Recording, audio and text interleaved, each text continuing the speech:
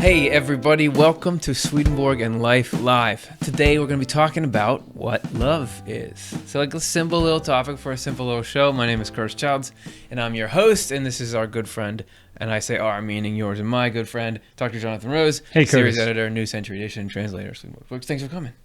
Great to be here. Sorry to lock you into this complex conversation, but so it goes. We've got an obligation to try to explain love to the people. And we're going to do it in 6 parts, not all of whom have to actually do with love, but they're all going to get us there. And the parts are as follows, as per usual. We're going to begin, just get the conversation started in our Icebreaker section, where you in the audience and us in the studio will be answering a question Swedenborg related. We're going to have our weekly keywords. Spoiler alert, it's love this time. We're going to go on a road trip into the afterlife. We're going to have a live chat Q&A. We're going to meet somebody from the audience, and we're also going to get your answers to this first question. So it's going to be a sweet ride, and this sweet ride is going to hopefully get us to the answers about some of the core substances and impeti in life. You know? Wow. So that was good. let's go to part 1 right now.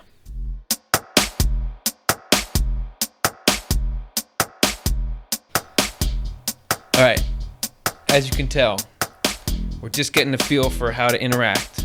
That's right. And I know in the chat room it's probably the same kind of thing. Like that's right. Oh no, you go ahead. Were you going to say something? Okay. No. Was that your thing? Okay. You were talking to someone else. Okay. Same sort of thing, right? So we've got to like smooth this out, because if I found this is universally true if somebody's public speaking, or if somebody is giving any kind of presentation, unless you can relax and know that they're going to be relaxed and they're not going to embarrass themselves, or that everybody in the room is relaxed, you can't absorb any information. So you've got to relax through a pre-programmed conversation. I like that. That's good. So let's just relax to this question right here. What's a topic in spiritual life you wonder about? So you and I are going to answer this, and everybody at home, answer it. There's a moderator in the chat room who's going to grab your responses, and we're going to look at them at the end. And this is cool because this is something that you don't necessarily feel like you have an answer to. In spiritual life, it's just our broad kind of tag to say, something spiritually related, not like, oh, I wonder what my next car will be. This is something that's got some kind of spiritual edge to component to it. Yeah. Do you want to go first, or do you want me to go first? Sure. I've something's come to mind, which is it may sound weird, but I've really wondered. We're all friends here. Okay, good. Thank you. I feel ice broken already. I wonder about the usefulness of like feeling clueless. What I mean by that is it just seems so much, especially in our spiritual lives, like I often, like what's coming next, I have no idea. Am I doing this right? I don't know. Am I a good person? Like what, all these things you wonder about. And it has struck me that we experience that, I certainly experience that so much that I wonder, well, it must have some usefulness. There must be some point. Is that just humbling or something about it?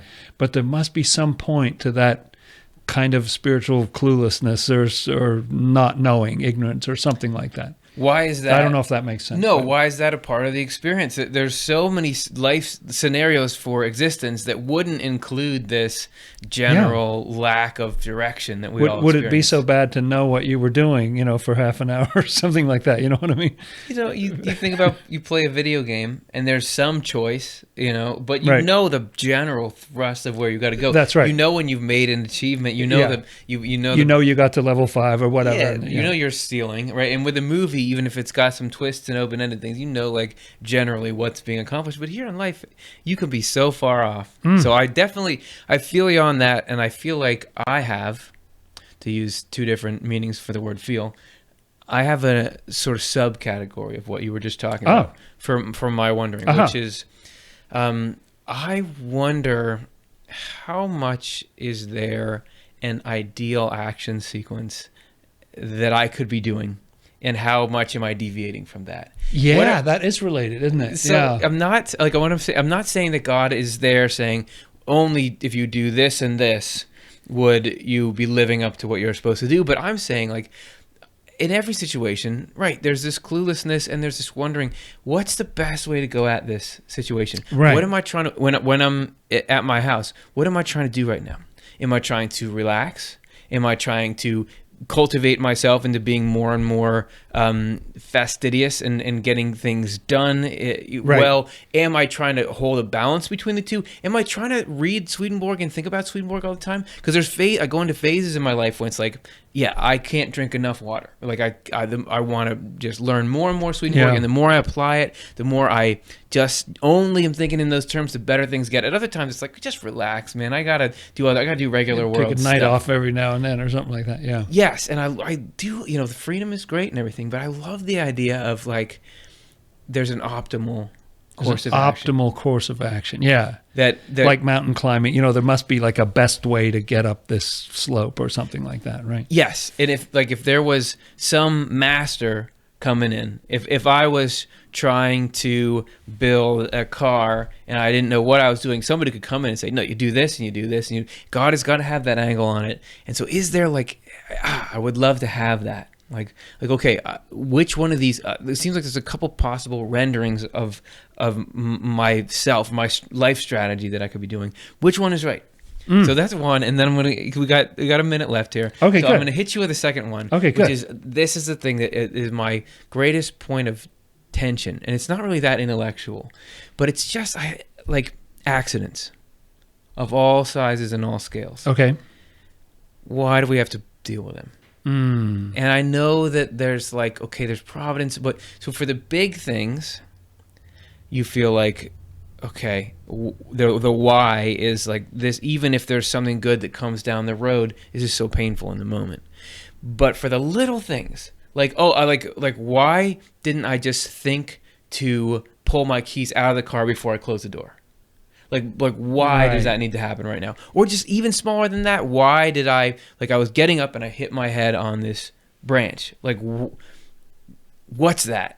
So I know intellectually, okay, there's this spiritual world and the hell and heaven, and all accidents are this thing from hell, and that everything actually is providence. But it's I would love to just get a better context for that stuff, so that when it happens, I can just say, because the more I believe that there is God, and that God is doing everything, the less tolerable that stuff sort of becomes. Yeah, right. Because I'm not all the way caught up on really seeing how that works, So.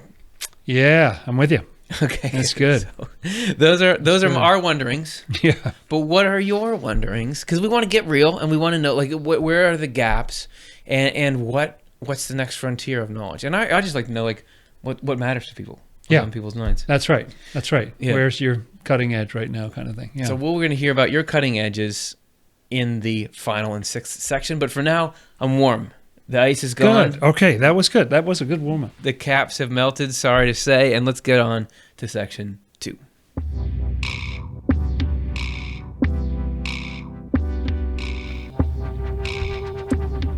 Okay, you notice that there's a plural in this title, keywords. Keywords. We've always had 2 words. We have, haven't we? But this time, your Swedenborg term that we are illustrating and illuminating so that you can then navigate Swedenborg's works and understand what he means by it, it's just one. And it's just this. Love. And the reason is we were going to do a love and wisdom, but there's so much to say about love. Oh, okay. That we got to stick to it. Yeah. But you might think... And are you saying this is another one of those things, right, like in previous weeks where you can think you know what that word means, I know what that's, you're talking about falling in love. Yes. It's oh yes, you keep thinking about somebody or something like that. Right. But that's not always or entirely what Swedenborg's talking about, right? Sometimes he is using that word love and meaning something entirely different. Yeah. Sometimes he is talking about evil love, sometimes good love. That's true. And so it can get confusing, because you're going to see a little pithy quote from Swedenborg that says something about love, and you wonder, what's he talking about? Romantic love? What is love in the first place? Yeah. And I would argue that we don't have great definitions. No. For love. I mean, That's true. How you could be saying love and talking about, earlier I used the word feel in 2 different ways. You could be using the word. That's right. Love can mean 80 things. So many different things. And it can mean that kind of strong affection, but it can also mean an attachment, a devotion, just an enthusiasm. Yeah. I have a passion for model trains or whatever, you'd say, oh yeah, he really loves the... Just loves the model trains. Yeah. Which actually, I can imagine... imagine... that's a perfectly good use of that word. Well, yeah, I could imagine that being a pretty satisfying hobby. Yeah. You snap all that stuff together. Maybe I'll pick that up, coming right up. So Swedenborg knows that that's the case, that people just throw this word around like it ain't nothing. But for him, he wanted to take this word and use it as a fundamental, foundational piece of his whole cosmology. And he describes it a little bit here in his book, Love in Marriage, number 34. Oh. Right there, he's got it in the title of the book, although that's one translation. So he says, people know that love exists, but they do not know what love is. Wow. That's like right out of the gate. Y'all don't know what you're talking about. Yes, right. Guess what, everybody? You don't know what love is. And how can you? Everyone knows what love is. What are you talking about? They can tell that love exists from common expressions, which are like what you were just That's mentioning. Right. But although we mention love all the time, hardly anyone knows what love is. Which makes me want to know, okay, well, are you gonna tell us, right? People cannot piece together any idea of it through study, and therefore cannot place it in the light of knowledge, because it belongs to heat, not light. Heat, not light. Interesting. So there he's doing a correspondence thing, right? Heat having to do with the heart, light having to do with the mind. So he's kind of saying that it's not something that there's been a lot of academic study of or something like that, at least in his time period. Right. Okay, so there's... because it's a matter of the heart, and people don't... So they just say, oh, well, it's an attachment. Well, what's that? I don't know. It's like there's got to be some movie where there's like some professor who's like, well, I'm trying to study, but I don't understand this feeling. Yes, right. Like that's like a classic trope. It's classic. It's like the over analytical mind can't understand this thing. Right. You just got to feel in your heart. So what is going on? Yeah, it does not compute. Like a robot learning to love. There's a lot of movies about that. They are completely unaware that. Here it is. This seriously. Whoa. They are completely unaware that love is actually their life. Their life. Not just the life that belongs to their whole body and all their thoughts in a general way, but also the life of every single part of them. Interesting that he says the body as well as the thoughts. And that love is, and that's not in a dictionary definition. You can see various different things in a dictionary definition, but life itself is not one of them. And yet he says it's actually the life, not only just in kind of a general, oh yeah, right, so like just you're a being of love. Yeah. No, I'm talking about every single part of us.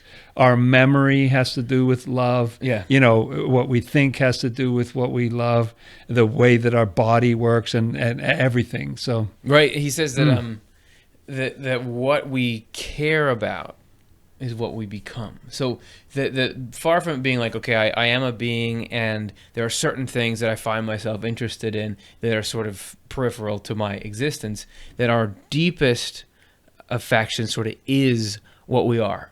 And he goes on to describe this, that life is actually, we're kind of choosing what we love, and through that choosing what we are. What we are. You are what you love, not you are what you eat, or that's something right. like that. Well, right? and maybe you love what you eat. Heaven and Hell 479. I don't know if that even makes sense. Very deep. Yeah, this is I was going to say, I forgot, Stuart. I do want to do this thing. There's this. Oh yes. We talked about heat, not light. Oh right. There you go. So there's an episode. If you're wondering more about what he talked about, heat and light, we did an episode all about correspondences and how these two things can be this physical illustration of what's going on coming out of God and also in every part of us. So worth checking out. This is an oldie but a goodie. This is like right after we shifted to our new green screen background format. Cool. So take a look at that for sure. That's great. All right, so now we're going to talk about this We Are What We Love quote. This is from Heaven and Hell 479. He says, a great deal of my experience has testified to the fact that we are our love or intention after death. Interesting. Yeah. So you may just be becoming that in this world or something like that, but after death, like that's who you are. That's what defines you. That is interesting that he makes that distinction there. That it's there's what we are love here, our life is love, but more so there you're an actual embodiment. You're an embodiment. Yeah, you're actually an embodiment. That's right. all heaven is differentiated into communities on the basis of differences in the quality of love. And every spirit who is raised up into heaven and becomes an angel is taken to the community where her or his love is. So you live where you love is what you love is also where you live. Yeah, explain, because it doesn't mean where your crush is, or where a person you love is, right? Right. I mean, in the broadest sort of categories that Swedenborg divides things into, you have love of the Lord, love of the neighbor, love of the world, and love of self, which we've talked about sometimes before on this show.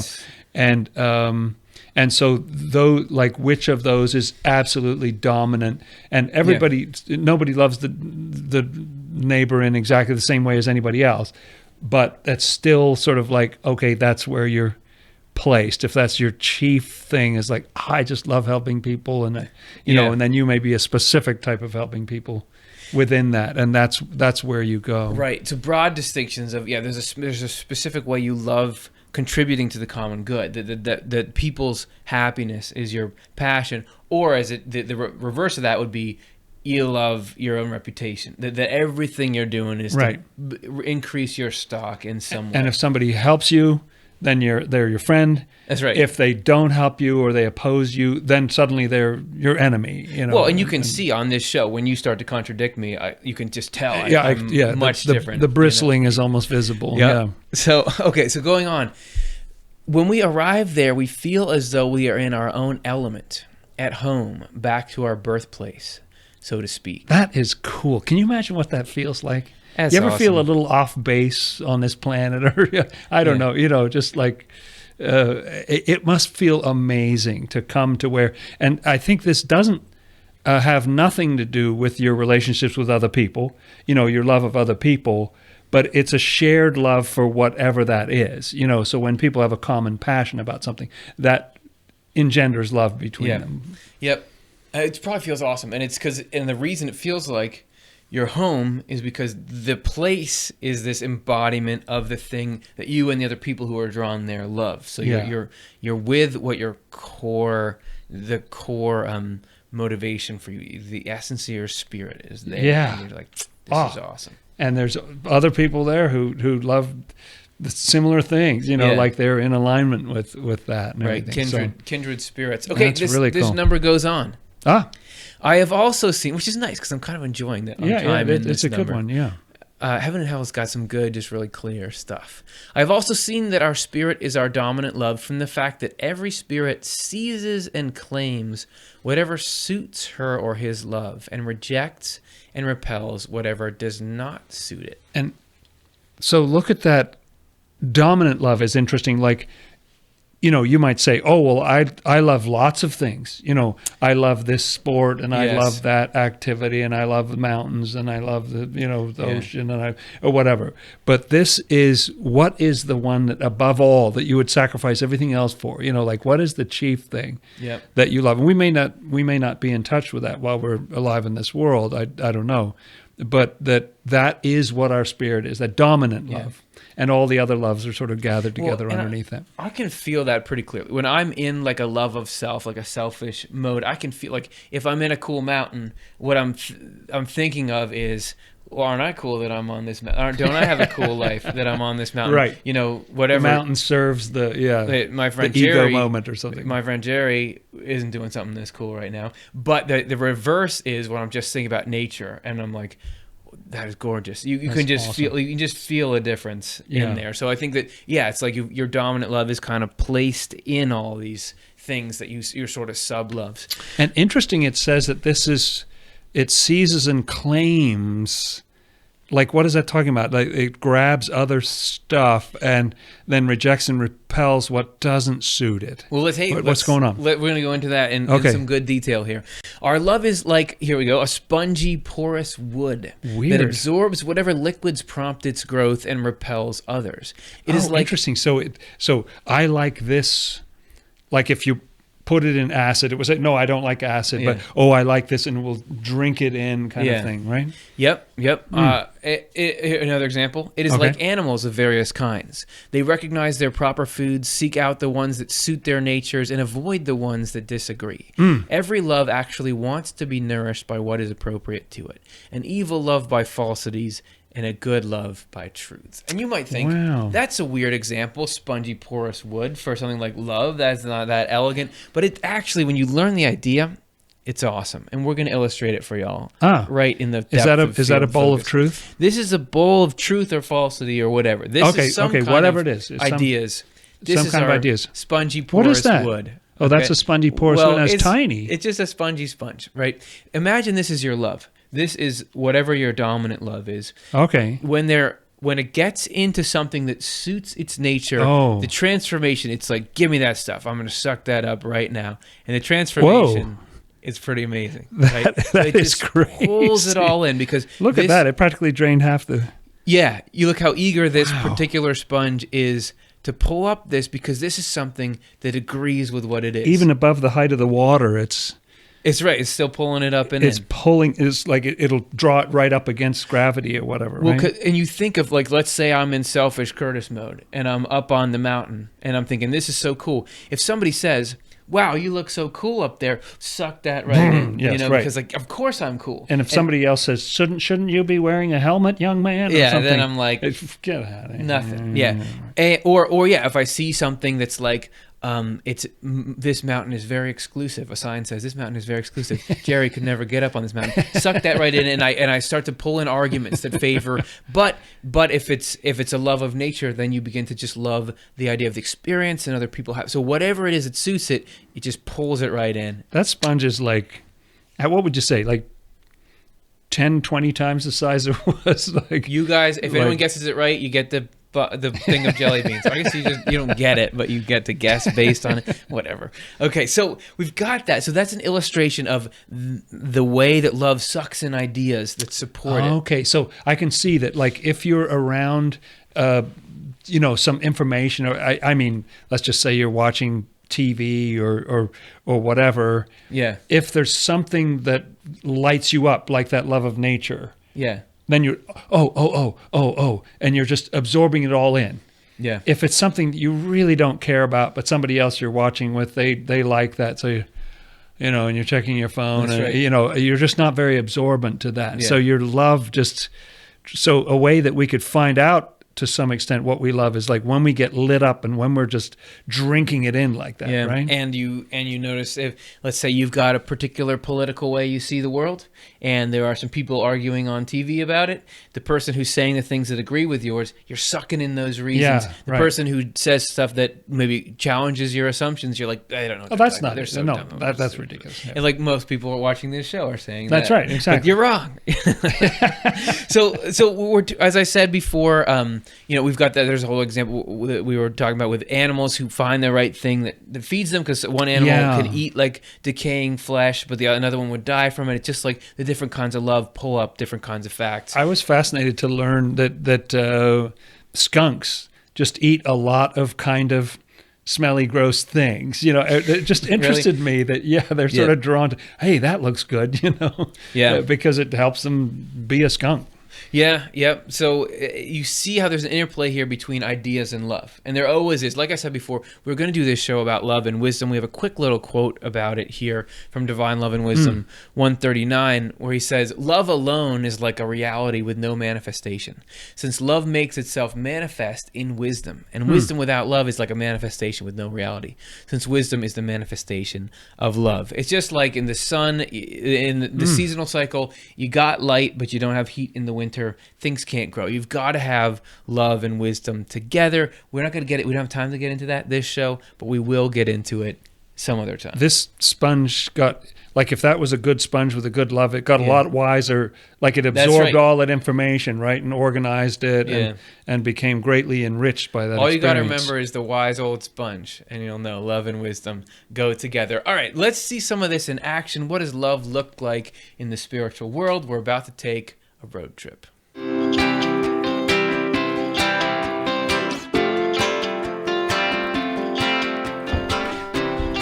I just drank some water in that break like I was a sponge. Did you drink it in? Oh man, it agreed with my love. So we're going to look today, we're going to do a spiritual world road trip like we always do, because Swedenborg would lay out these principles and then he would be talking about how he saw these principles applied in the spiritual world. Experiences that he had. Yeah. Your quality of, to preface this, Swedenborg would say that the quality of life in the spiritual world is according to what you love. So that you mentioned before, love of God and love of the neighbor, those were heavenly loves. The love of serving and of helping and of general camaraderie. This is what makes up heaven. So what we're going to hear today is a story about people who are sort of deficient in that love. And this is a story about angels rushing in to aid these spirits who had just arrived in the spiritual world and were really in need of some love. Okay, interesting. This is from Last Judgment Posthumous 191. Ready? All right. Okay, it begins. I once felt a rather intense coldness from the soles of my feet to the knee. It was plain that the coldness was induced by cold spirits. So that's what that is. Okay, so when your feet are freezing. This is full on Swedenborg. This is full on the interaction of the human form microcosm with the macrocosm of the spiritual world. This is the full on correspondence of coldness and the lack of love. This is weird as it gets. Here it is. Yep. This is Last Judgment Posthumous. Downtown weird. Reading like the spiritual diary. I was told that they were ones who in the world had lived in absolute ignorance of God. Okay, so these people who live their they've become spirits now, but they live their entire life like nobody ever taught them or whatever, like they knew just absolutely not the first thing. Yep. Nothing. And nothing maybe about some kind God. of component of missing love, because he often talks about that, the not knowing God equates with that as well. After they were raised up, I heard them speaking. And from their speech, I perceived in them scarcely any vitality.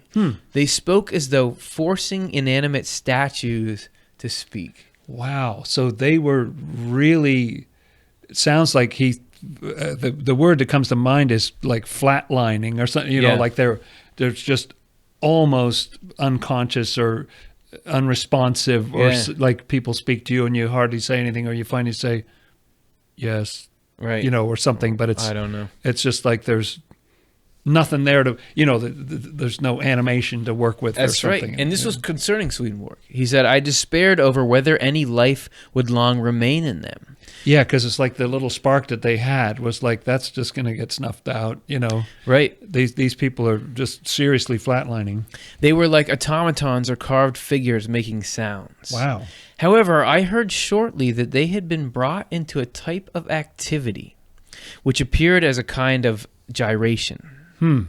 Now here comes the love. Angels had been put in charge of infusing life into them, which they did with such care and attention that it can scarcely be described. Nor did they permit themselves to be fatigued. I love the fact, for one thing, that they got an assignment, had been put in charge of infuse. Like somebody said, hey, those people over there, why don't you see if you can breathe a little life into them? Like they go, it's from work. I got to go. There's newly arrived spirits. Yeah. All right. And they're sort of excited about the assignment because it's like, oh, man, these people are almost lifeless. Like, what do we have to do? And no fatigue. I mean, this is showing, and I know that in another version of this story that Swedenborg, he sort of records it also in his journal, and he says that the love they had coursing through them for these spirits was what let them work that hard without being fatigued and led them to go do this for this long. So in a word, they swung them, and this is like the means by it are quite bizarre. In a word, they swung them back and forth, the purpose of which was for them to receive spiritual life. For these other people who seemed almost, it's like they, come on, buddy, come on. Yeah. Come on, wake up. Here we go. Here we go. I don't know what it is, but he somehow, the angels are moving them back and forth, back and forth. I know in one of the passages it even likened it to the wave offering in the Old Testament or something, just move them back and forth, back and forth. And I don't know what's going on, but back and forth in the spiritual world would be from one feeling to another feeling, from a thought to a different thought. And somehow they're working. And it also said gyration, didn't it? So it sounds like it's going around in circles somehow, we can't really tell what they were doing to them, but somehow what they're doing was done with tremendous love. Yes. And did it work? Well, let's see. When this had gone on for some time, the spirits began to be vitalized and to be no longer as they were. Wow. Thus, they began to hold some conversation with each other, saying that they were in heaven. So these people are first realizing, oh, wow, check that out, we're in heaven. Like, oh, this is awesome. This effort was continued by the Lord through his angels throughout the night. The Lord being divine love that is inspiring the love that's in these angels. And so this just wasn't just a 1 hour evening event or something like that. It's a marathon. All night they're working these people. Right. And after that, they reached the point, the spirits did, that they could be introduced or incorporated into some gatherings of others, in which they were then perfected. So in that kind of half-dead state, I gathered that they couldn't even really be in the company of others, or, they were just like, I don't know, almost comatose or something. Yeah. And they brought them around to which, hey, wake up, and got them enlivened and invigorated so that they were ready to be in these gatherings in which they could then be further perfected and brought along, right? Yes, and this is an interesting point about the nature of these people. For they were capable of receiving life because they had nothing in them to resist it, as those do who confirm themselves in falsities in opposition to truth. Oh, so these people, talk about flatlining, like they had nothing. Yeah. So there was nothing in there, but that's not necessarily as bad as it sounds. Right. Right? Because they didn't have anything to resist it. So when the angels brought them into something, they were just great, Think of it this way. Oh, thank you, Yeah, this sort of no preconceived notions about God or afterlife is a little bit more malleable than having sort of rigidly grabbed onto false principles about the whole thing. And then fighting this. No, it's not like that. No, I know that you're wrong. Right. How life was progressively infused into them was represented by colors. The first stage of that life by an increasingly white marble color. Okay. The second by an increasingly blue color containing the white. And the third by patches of glistening white clouds rising up. So somehow this is a chromatic descriptor of this process. What is it like in the spiritual? It's unbelievable. Yeah. And it's interesting that maybe the marble is like when they're like there's a little like marble is cool stuff, Yeah. So they're still stony, like there's not much there, but it's like it's a step above where it was. And then you got this blue coming in, which is a little more kind of alive, and then it's like these beautiful clouds, and it's rising up somehow through this all night, this indefatigable effort on the part of these angels to bring these people around. I was afterwards shown what their character was, the spirits, by an exhalation from them upon my face in the front parts of my chest. So they just went up and breathed on them. I don't know if that's even voluntary or just you getting. This is again this like the coldness from the foot to the knee. The human body is this shape and schematic that is a conductor or communicator for these spiritual concepts. So somehow Swedenborg is feeling this breath of theirs, and he's saying it was chilly but verging on warmth. It makes me think of those, like around here anyway. You get sort of an early April day where it's still chilly or snow is melting or something like that, but you can feel there's a little hope in it, like, oh, if this went in the right direction, we could get there. Right. This was accomplished by the Lord alone through angels. They may be said to have been restored from no life to some life. And I know the other passage you're talking about in his spiritual experiences or his diary, where he writes about it, and there it emphasizes even more how the tremendous, Swedenborg was really astonished by the kind of love. And I think, I don't know, but Swedenborg had looked at these people and felt like they're hopeless, like it's pointless. There's nothing there, like there's no point. And these angels go in and just no, and it seems like part of what they're doing is they're just pouring this love into these people in a way that they may have never experienced in their lives.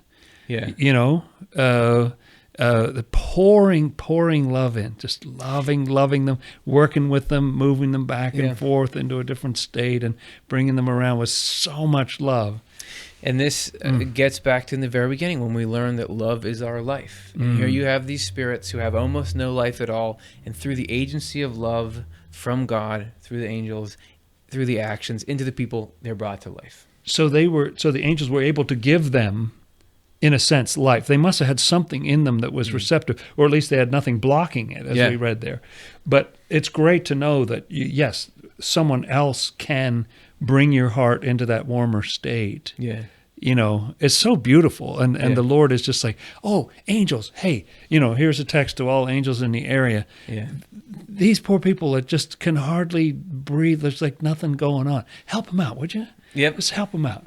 And so they dive in there with this zeal, and they must have this great wisdom because, I don't know what they were doing. I wouldn't know what to do. Yeah. But somehow they knew, hey, let's move them this way. Okay, now this way. Now let's get them. Now let's say this. Now let's, bring them over here. And they knew how to do it and get them ready pretty quickly to be with other people and to be in a totally heavenly state, a very different state than they'd been in. That's right. So fascinating story, fascinating concept, love, what it means. So hopefully it spurred some questions in you, because we're about to dive with that same love into our audience Q&A segment.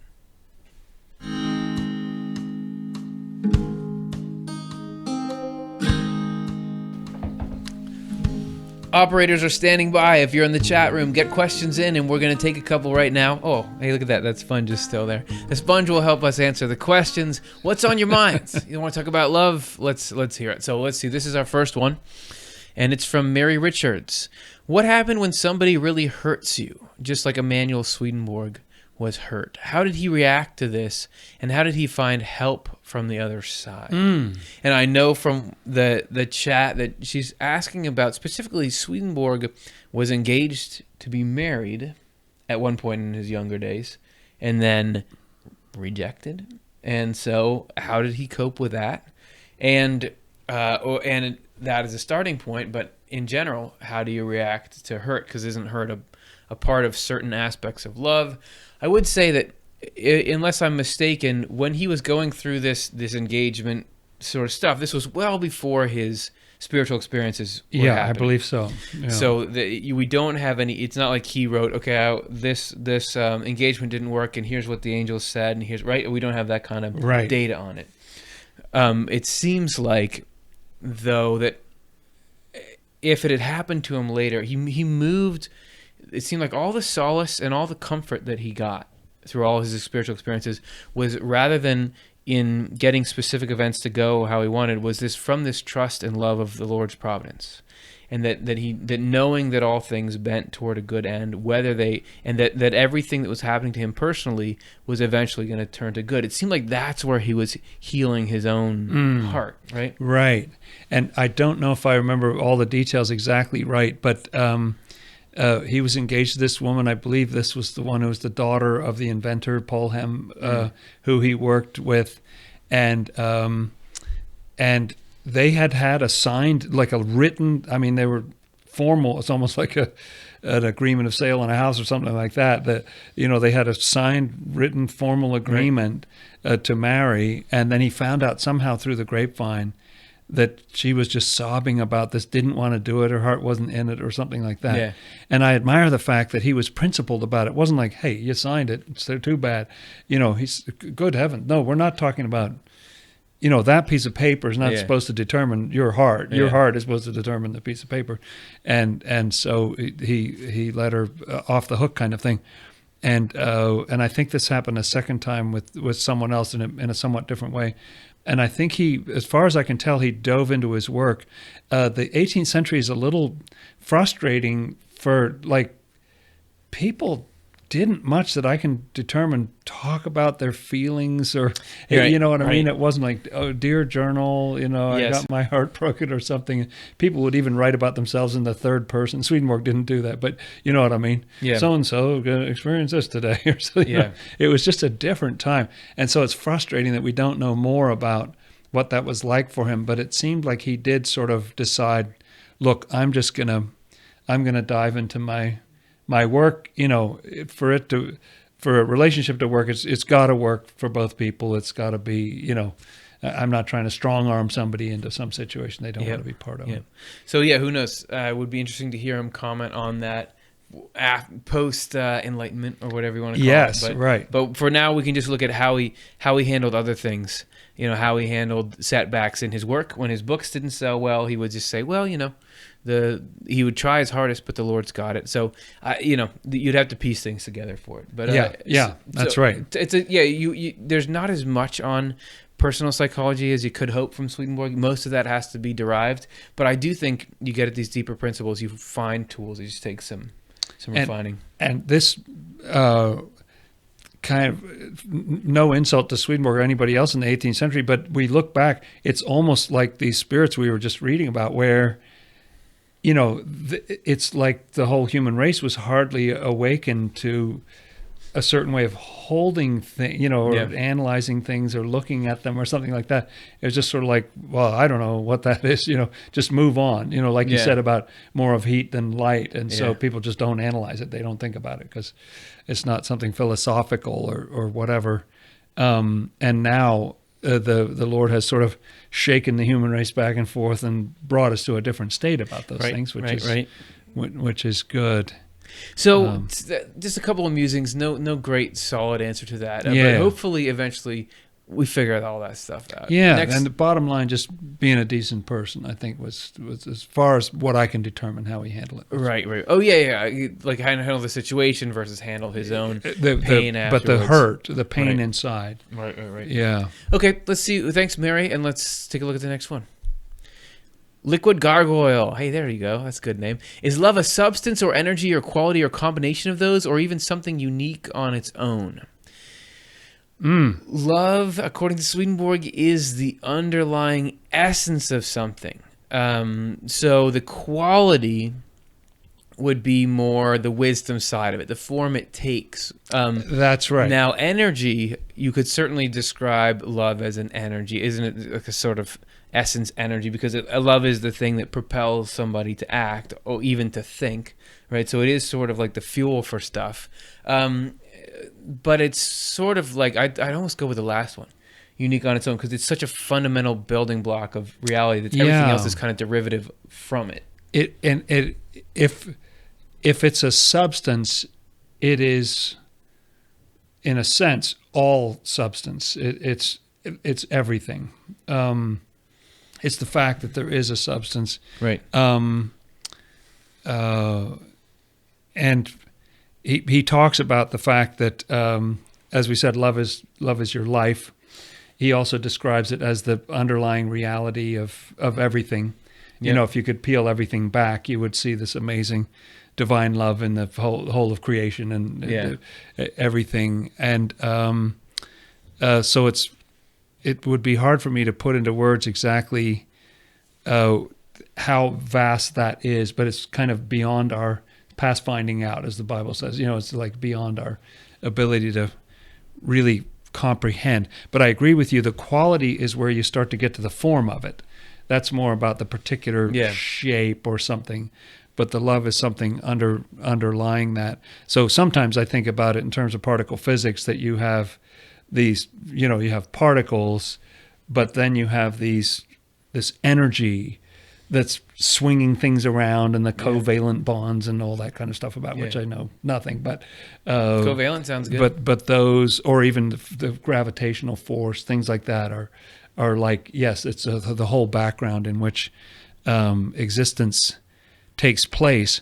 And it is kind of cool to think about it sometimes as a substance, but a spiritual substance. Yeah. A substance in the spiritual sense of the word, which is something that stands behind or underneath everything else, Yeah, he talks about love playing the role in the spiritual world that heat plays in the physical world. Love seems to play the same role that gravity plays in the physical world. So it's sort of, I don't think anyone's saying that heat and gravity are the same thing here. So love is kind of more multifaceted than that. Check out the book Divine Love and Wisdom. Yeah, that has a lot of stuff Swedenborg. about that. Yeah, that talks a lot about love. A greater mind than ours could really piece this together, because Swedenborg does give you so many specifics about what love is if you just knew what he was talking about. Yeah, and one of the things that he says about it that came to mind is that that love in and of itself is what he calls uncreate, by which he means it's, you can't even create love. It just exists. Yeah. He even says that a vibration, like the vibration. So energy too. I think substance and energy are both, and they're interrelated, I think. But what God could create was vessels. Yeah. Human beings that would hold that love, bodies, minds, hearts, things like that could create. But in and of itself, it just is. And it's everyone. Absolutely. All right. Well, we're running a little bit late, but I'm going to take one more. We'll just answer it real quick. This next one is from Amber Marie. Do celestial and natural angels, so this is, knowing Swedenborg, feed off our positive emotions here and in the world of spirits as evil spirits feed off our negative ones? Did Swedenborg learn ways to escape and be free of such feedings? So I would assume be free of the evil spirit feedings. Yeah, that's right. It does seem like angels are definitely, I don't know if feed, you could use that term, but they certainly react to our positive feelings. I remember we did this show about the art and what people were feeling when they were in a church was really, really pumping up the angels. Yeah. It seems like there's a particular passage in the New Century Edition, Divine Love and Wisdom, I believe it is, can't give you a number, where it actually says that it likens it to a piece of fruit, that when we do something good, it's sliced and eaten or something like, We had that in this show. Did we? Yeah. It's a really cool passage. So it really does sound like, in some sense, they actually are fed in some way by our positive emotions, just as you say, as the evil spirits feed off our negative ones. Yeah. And Swedenborg did learn ways. He talks about it in some places where he talks about rejecting the evil that would flow in and accepting the good, telling the difference between the two and then rejecting it, and even getting the point from his vantage point, which is better than mine, but he could tell who it was coming from, and he would actually rebuke them and say, don't send that into me anymore, kind of thing. So that's how he would sort of stop that feeding from occurring. Yeah, I sort of feel like when I feel like, this is hellish trying to feed, when I try my best to I'm not going to feel any joy from this evil. I'm going to reject, because so even the satisfaction of you're imagining telling somebody off or something. If you I'm going to make it so I can't feel any of the delight of that.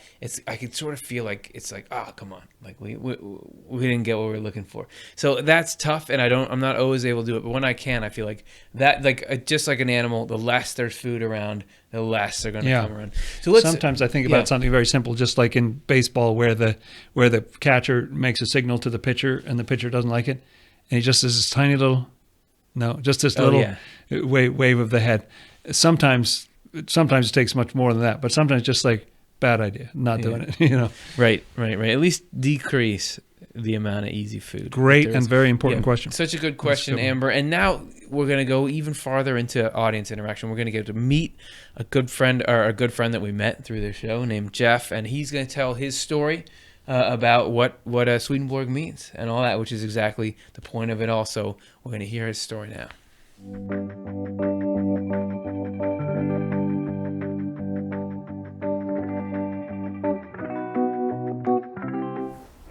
This is something I wanted to do before I leave this earth. I really want to thank you guys for what you've done for me and probably thousands of others by making Swedenborg's writings more accessible for us. Some of the books be kind of tough, and the videos you guys present are so easy to digest, and you guys just make it fun to learn. So I really wanted to talk about what led me there, and answer some of the questions you guys asked. What's some of my favorite topics, and how does Swedenborg help me in my life? Well, what led me there was my search for trying to have a better relationship in a marriage, because it was tumultuous. I think I understand now why. I think I married my soulmate, and my definition of a soulmate is that person is going to help bolster your soul and get it together for the next life. If you've got some issues that you need to work out here, we're going to put you with the right person to weed it out of you. And I sure did get it, and I think she did too. We didn't quite understand it that way, but I think we've gotten there at this point. So I went on a search for divine love. You know, I knew there was more to Christ than what I was reading in the Bible. And as a matter of fact, I hate to say this, I actually got bored with the Bible, the same old Bible study year after year after year, Abraham and his faith, Noah and the flood. There's more to it than that. I knew it. And it turns out that's true. The last verse in the book of John was one of my favorite that says that didn't Christ do more than this? And if it was recorded, there's not enough books in the world that could hold all the things he did. That piqued my interest. I want to know what those things are. And I seem to be pretty alone on that in my the different churches I've gone through seeking. But anyway, I got on the web to see what is divine love? How can I love above anything? How can I love like Christ? And it led me to a couple sites that talk about loving your enemy. Well, it's easy to love those that love you, and loving people just for the reward of being able to love. And so I presented that in a Bible study because it made a lot of sense to me, how hard as it sounds. If I love you and I don't get it back, my reward is the capability of being able to love you without expecting it back. Wouldn't that be fantastic? Isn't that what Christ did? The people who tortured him, he loved them anyway and said, forgive them anyway. And I think I understood because they didn't know what they were doing. And a lot of times we hurt each other. We don't even know what we're doing. So we still got to love each other. And when I presented that in class, I was met with stone faces. No one's going to love and not get anything back in return. Why waste your time, huh? And so I kind of gave it up for years. And then I went back to about 5 years later because nothing got any better, and I wanted that. And it led me to meditation, and it led me to the things in my life that God speaks to me through, and one is music. He speaks to me through music all the time because I have such a wide taste and I love positive music. And for some reason, I don't particularly care for gospel music or church music. It just never got me, but that's me. We're all different. So listening to music, I heard this band called Anathema, of all names. At the beginning of it, there was a guy talking about how he had to say goodbye to his wife before he died. And he was talking about having a near-death experience, and it wasn't near-death, he really died. And his name was Howard Storm. So I Googled these sayings and led me to Howard Storm, led me to an NDE site, led me to historical figures who had NDEs, because I spent days, if not weeks, reading these stories, which are fantastic. And then I went and said, who's this Swedenborg guy in history? He had an NDE. After I got to your channel, oh man, it was like red pill and the blue pill. So, you know, I'm on the blue pill, and then I took the red pill through Curtis and off the left eye, and now I can't go back. So I can't sit in church and think the same things because it's too late now. I've gone down the rabbit hole and I'm still going down it. A lot of these concepts and a lot of things he wrote are tough to accept, and a lot of them really confirm things that I thought all along. I've always thought we're not going to sit in heaven and sing music and feast and sing a cappella music, and I was thinking, oh man, I hope not. And I figured, I look up into the sky and I see all these stars, and God said, I'm going to share all this with you. And I said, we don't even know what all that is. Wouldn't that be fabulous to find out what it is? And he's going to share it with us. And shouldn't we have that same attitude? And I've always had that attitude from growing up. I always wanted to share everything I have. If I'm rolling down the road and it's a beautiful day, I'm listening to great music and it's a rainbow and I'm feeling so good, I wish I could bottle that and share that with people to share my experience. I wish I could touch someone and share my experience. So Swedenborg tapped on that as far as in the spiritual world, that's commonplace. Wouldn't that be fantastic? So I started coming across a lot of this stuff. But that helped me in the marriage, but it still got worse and worse, and things got worse. And when I shared Swedenborg, no one wants to hear it. And I felt just like utterly just alone. I just felt so bad. Things were going worse and worse. And I was ready to just leave the place. And I was so depressed. I started thinking suicide. And in the marriage, we separated. And eventually I moved to another house with a separation. And a couple weeks later, I got diagnosed with pancreatic cancer. Not the greatest thing I wanted to hear, but then on the other end, I said, forget suicide. Cancer's going to take care of this, right? So I just didn't want to live. And that's another thing that Swedenborg does for you. You start finding out about the spiritual world, and you're no longer afraid of death. They say everyone wants to go to heaven, no one wants to die. I want to go to heaven. I don't mind dying. Of course, I'll miss everyone, and I don't want to leave things unattended or anything like that. But if you really believe in heaven, why do you want to hang on to the caterpillar when the butterfly is right around the corner? Not to speed it up. Suicide is wrong. And I found that out through prayer of a 3-year-old. I asked for prayer when I had cancer. And this 3-year-old, I said, because I know kids' prayers go straight up. They got the hotline. And I asked this 3-year-old to pray the chemo won't be as bad as I thought. This little kid prayed his own little prayer and said, please make Mr. Jeff brave. I was like, brave? I'm not afraid of nothing. So I said, you think about that. You asked that kid. So I thought about that for a day, and I was like, oh my goodness, I'm afraid to live.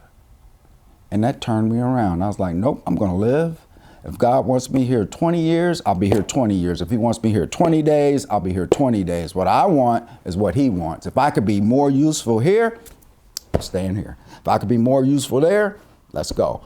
What about the people that's going to miss you? Well, we'll see them shortly anyway, won't we? So studying Swedenborg and looking at Off the Left Eye has really helped me through cancer, chemo, radiation, all of that. I stayed in a little tiny house in the hood by myself, and I gobbled up Swedenborg left and right. I was watching Off the Left Eye before I got cancer, too, a couple years before, and I got a lot out of it. But after I got cancer, I started getting more out of it. Swedenborg has helped me in it that it's not what he's saying, because some of it's hard to believe. It's the results. I could see it day to day in real life, and I could put some of these things in practice. So I can say, what's wrong, with me? What do I need to get together? One thing that I'm holding on to is, he says, angels don't criticize. I've been highly critical of people in my life. So I'm saying, that's what I want to be. I want to be just like an angel and never criticize. So I'm struggling through that. When you really want to tell someone, hey, there's a pitfall there, how do you do it without being critical? So I'm working on that, because I don't want to criticize. I do want to follow in the footsteps of angel training. I found out also you shouldn't judge. You can't judge because you just don't have enough data to judge. If we knew why people did what they did, we'd have a whole different take on what they're doing.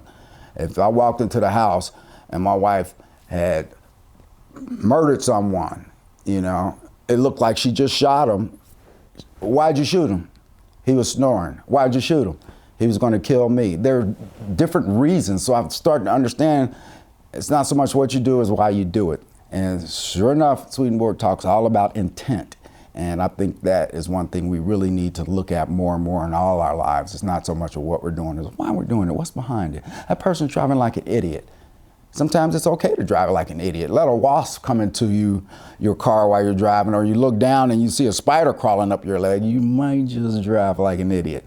So that made me start giving people the benefit of the doubt and sit in the car. And if it's traffic or somebody's driving like an idiot, well, I'm thankful I got a nice radio and I can back off and give those people room for whatever reason. They may have got a bad phone call.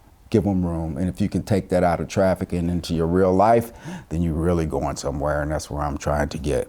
But one thing I wanted to ask is, what if we asked the question a different way? Instead of what did you get out of Swedenborg, is now that you're there, what would it be like if you never found it?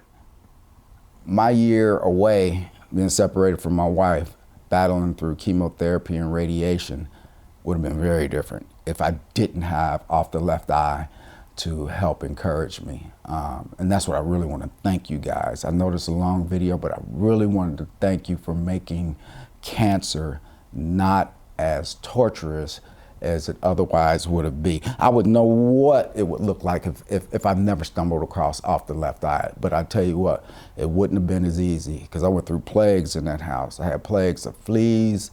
I had boils all over my body. I had all kind of horrible things going wrong. But through Off the Left Eye and Emanuel Swedenborg, I kept a lot of hope, and I was very encouraged, and I just lived for that Monday. Binged on all the episodes, but what would it look like if I never stumbled across God? And I hate to think about that. I'm in Cincinnati, and one time you guys hooked me up with the Cincinnati group. And my wife and I went out there and watched an episode with them with the Cincinnati viewing group. And I wanted to keep going back, but chemo gets in the way and cancer gets in the way, but I was able to go out there. And if this stuff ever gets out of my body, I will go back. And if it doesn't get out of my body, well, I'll see you guys on the other side. And thanks for making the transition so much easier for me. Thanks, guys. Thank you, Jeff. That's awesome. That is so awesome. On so many levels, and we just really appreciate you being willing to share the impact for you and also just all that stuff, that personal stuff that just hopefully is touching people out there. Man, there's a ton of wisdom in there. Touched us both. Awesome. So thanks so much, Jeff, and just so glad that we could play a little part in making that more bearable for you and you getting to those insights that you found in Swedenborg and everything like that. All right. So thanks. And Thank again, you. Jeff, and now we're going to get to cap off the evening. We're going to get to all of your responses to our icebreaker question.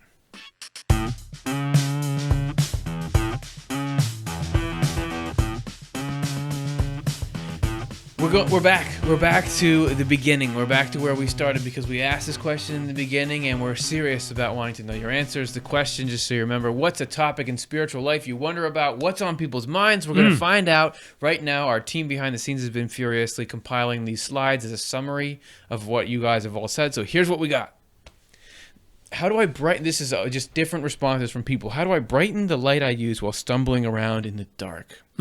What is the real truth of what happens to us after we die? And or is Jesus the only way to know such truth? What is the nature of what some may call spiritual initiation? What does it entail? I wonder if any technique will help me to be useful to others without even a fleeting thought of self in the process. Yeah, how do you get there? And then we go on. I like it. Wow. Have I received the Holy Ghost? Have I always had it?